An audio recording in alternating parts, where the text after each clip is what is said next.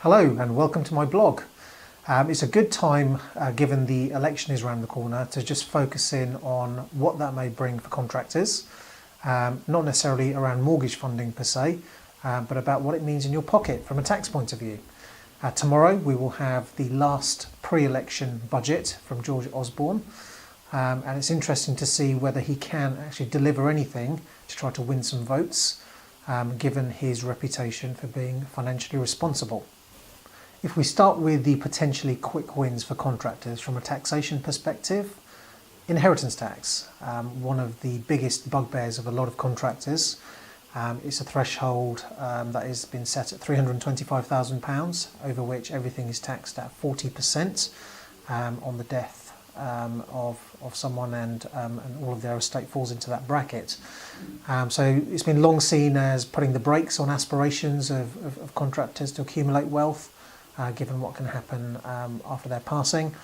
And there are rumours, whether they're true or not remains to be seen, that we may be going down the route of replicating the Irish model, where the beneficiary would actually be the person who would be taxed based on their own personal allowances rather than the deceased person.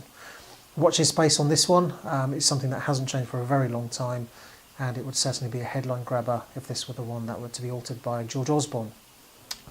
Onto something else very close to the hearts of contractors, which is the struggling oil and gas industry in the UK. Many contractors work in this industry, obviously, and have probably thought it would be immune to any type of recession. But recent months have really caused it to struggle, leading to the clamour for tax breaks for the industry as a whole, so that people are not facing either redundancy or contractors having to go into other industries. Many of you contractors who work via umbrella type mechanisms will probably be hoping that there's very little change with the tax legislation on that side.